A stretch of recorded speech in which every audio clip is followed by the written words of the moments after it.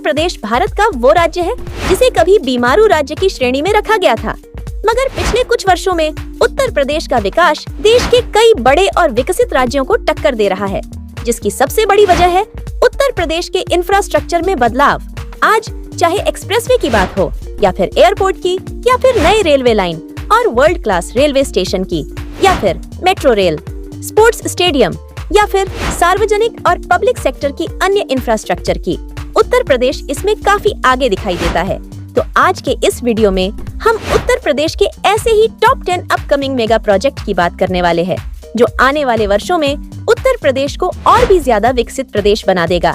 वैसे आप ये वीडियो कहाँ से देख रहे हैं कमेंट में बताना। तो चलिए वीडियो शुरू करते हैं। Number 10, Ken Betwa river link परियोजना।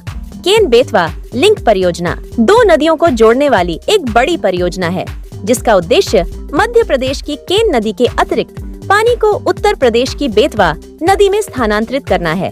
इस परियोजना का मुख्य उद्देश्य बुंदेलखंड क्षेत्र में पानी की कमी को दूर करना है, जो मध्य प्रदेश और उत्तर प्रदेश दोनों राज्यों में फैला हुआ है।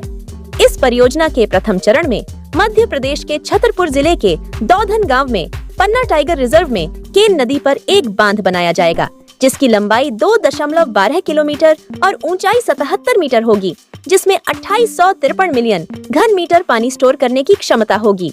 वहीं इस परियोजना के दूसरे चरण में एक नहर का निर्माण कर पानी को केन नदी से बेतवा नदी में पहुंचाया जाएगा। इस नहर की कुल दूरी लगभग 221 किलोमीटर होगी। इस परियोजना के पूरा हो जाने के बाद उत्तर प्रदेश और मध्य प्रदेश के 13 से अधिक जिलों को इसका लाभ मिलेगा, जिसमें करीब 62 लाख लोगों के लिए पेयजल की व्यवस्था, लगभग 10.62 लाख हेक्टेयर भूमि की सिंचाई की व्यवस्था और 103 मेगावाट जल विद्युत का उत्पादन और 27 मेगावाट सौर ऊर्जा उत्पादन शामिल है। इस परियोजना में लगभग 45,000 करोड़ रुपए खर्च होने का अनुमान है और अगले 8 साल में अलग अलग चरण में इस परियोजना का निर्माण कार्य पूरा किया जाएगा। Number 9, Ganga expressway. Ganga expressway Uttar Pradesh में बन रहा एक निर्माणाधीन 6 लेन ग्रीनफील्ड एक्सप्रेसवे है, जिसे भविष्य में 8 लेन तक विस्तार करने योग्य बनाया जा रहा है। इस एक्सप्रेसवे का निर्माण मेरठ से प्रयागराज के बीच 594 किलोमीटर लंबी दूरी तक किया जा रहा है।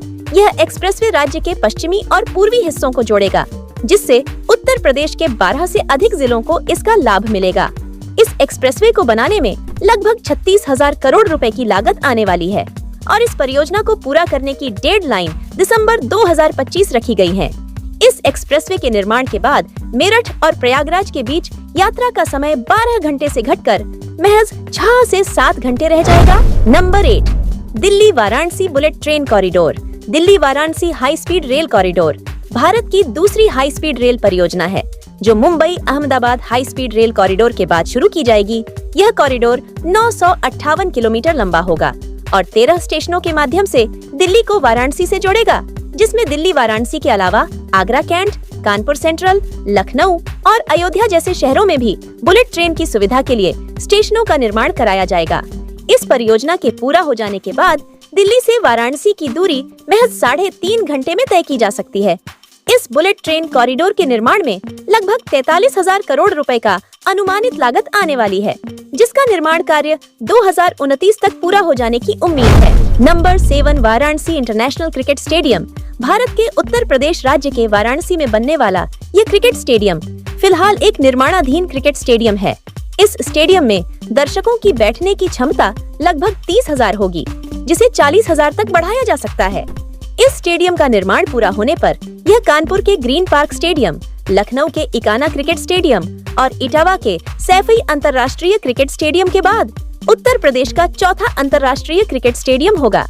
इसका डिजाइन भगवान शिव और काशी की सांस्कृतिक धरोहर से प्रेरित है, जो इसे देश का पहला धार्मिक थीम वाला स्टेडियम बनाता है। इस स्टेडियम का छत अर्धचंद्राकार का होगा, वहीं इसकी फ्लड लाइट्स त्रिशूल के आकार का होगा, जिसे बेलपत्र के आकार के धातु के चादरों से सजाया जाएगा और इसके मीडिया लाउंज और पवेलियन को भगवान शिव के डमरू के आकार में बनाया जाएगा। इस स्टेडियम के निर्माण में लगभग 451 करोड़ रुपए खर्च होने का अनुमान है और यह स्टेडियम का निर्माण कार्य 2025 के अंत तक पूरी होने की उम्मीद है। Number 6, Uttar Pradesh defence industrial corridor. इस डिफेंस इंडस्ट्रियल कॉरिडोर को हम रक्षा गलियारा के नाम से भी जानते हैं, जो भारत में स्वदेशी रक्षा विनिर्माण को बढ़ावा देने पर केंद्रित एक सरकारी पहल है। इसका उद्देश्य उत्तर प्रदेश को एरोस्पेस, रक्षा और सैन्य उपकरण उत्पादन का एक प्रमुख केंद्र बनाना है। यह गलियारा उत्तर प्रदेश के 6 शहरों में फैला है, जिसमें आगरा, अलीगढ़, चित्रकूट, झांसी, कानपुर और लखनऊ शामिल हैं, जिसमें 7 रक्षा विनिर्माण कंपनियों ने पहले ही इस डिफेंस इंडस्ट्रियल कॉरिडोर में वाणिज्यिक उत्पादन शुरू कर दिया है और 50 से अधिक कंपनियों को डिफेंस संबंधित निर्माण के लिए जमीन आवंटित की गई है।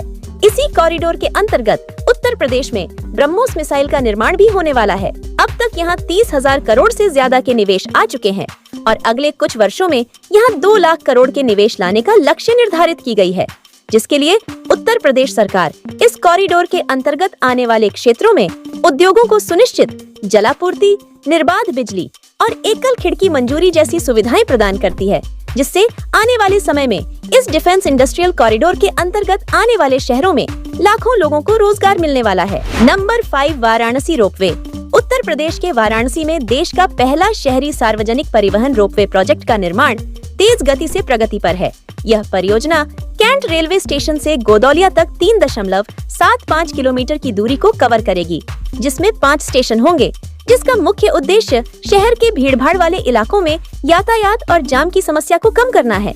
विशेष रूप से काशी विश्वनाथ मंदिर और दशाश्वमेध घाट जैसे प्रमुख स्थानों तक पहुंच को आसान बनाना है।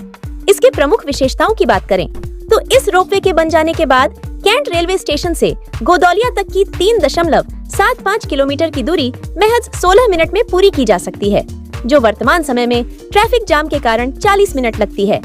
वहीं प्रति घंटे इस रोपवे से 3000 यात्री सफर कर सकेंगे, जिसके लिए 90 से अधिक केबल कार संचालित होगी और प्रत्येक केबल कार में 10 सीटें होंगी, जो जमीन से 40 से 50 मीटर की ऊंचाई पर चलाई जाएगी।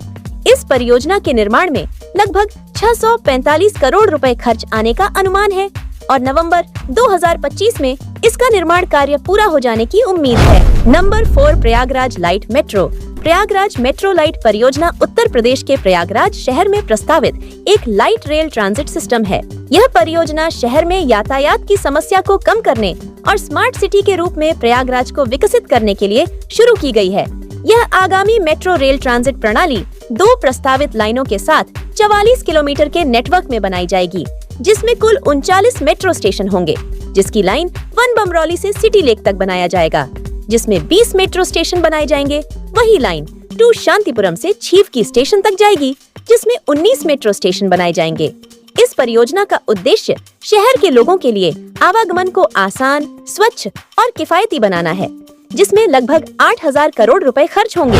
Number 3, Amrit Bharat railway station redevelopment project. Amrit Bharat station redevelopment योजना के तहत उत्तर प्रदेश में कुल 157 रेलवे स्टेशनों को पुनर्विकास के लिए चुना गया है। इनमें से 19 स्टेशनों का पुनर्विकास पूरा हो चुका है और 22 मई 2025 को प्रधानमंत्री नरेंद्र मोदी द्वारा उनका उद्घाटन किया गया था। अब इसी योजना के तहत उत्तर प्रदेश के कुछ बड़े रेलवे स्टेशन को भी वर्ल्ड क्लास एयरपोर्ट जैसी सुविधाओं से लैंस रेलवे स्टेशन के रूप में डेवलप किया जा रहा है, जिसमें लखनऊ का चारबाग रेलवे स्टेशन को 700 crore, Varanasi Cantt railway station को 735 crore, Kanpur Central railway station को 785 करोड़ और प्रयागराज जंक्शन को 500 करोड़ की लागत से वर्ल्ड क्लास रेलवे स्टेशन बनाया जा रहा है। इन सभी रेलवे स्टेशनों के अलावा इस योजना के अंतर्गत बचे हुए 130 से भी ज्यादा रेलवे स्टेशनों का भी रीडेवलपमेंट का कार्य अगले 2 से 3 वर्षों में पूरा कर लिया जाएगा। Number 2, Varanasi Ranchi Kolkata expressway. यह ग्रीनफील्ड एक्सप्रेसवे उत्तर प्रदेश से शुरू होकर बिहार, झारखंड होते हुए पश्चिम बंगाल तक जाएगी।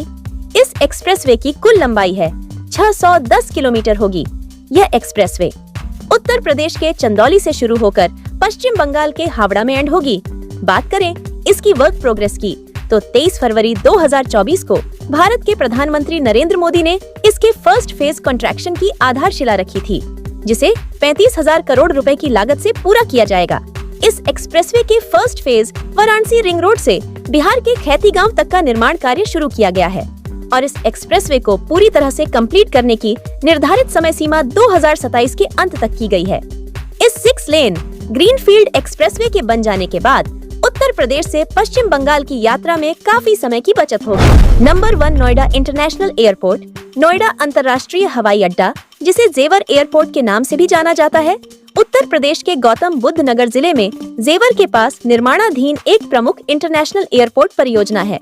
इस इंटरनेशनल एयरपोर्ट का प्रथम चरण का कार्य लगभग पूरा हो गया है, जिसमें 1334 हेक्टेयर क्षेत्र में 2 रनवे और एक टर्मिनल बिल्डिंग का निर्माण कराया गया है, जो सालाना 12 मिलियन यात्रियों को संभाल सकती है और भविष्य में 4 टर्मिनल और 6 रनवे के साथ इसे एशिया का सबसे बड़ा इंटरनेशनल एयरपोर्ट बनाने की योजना है।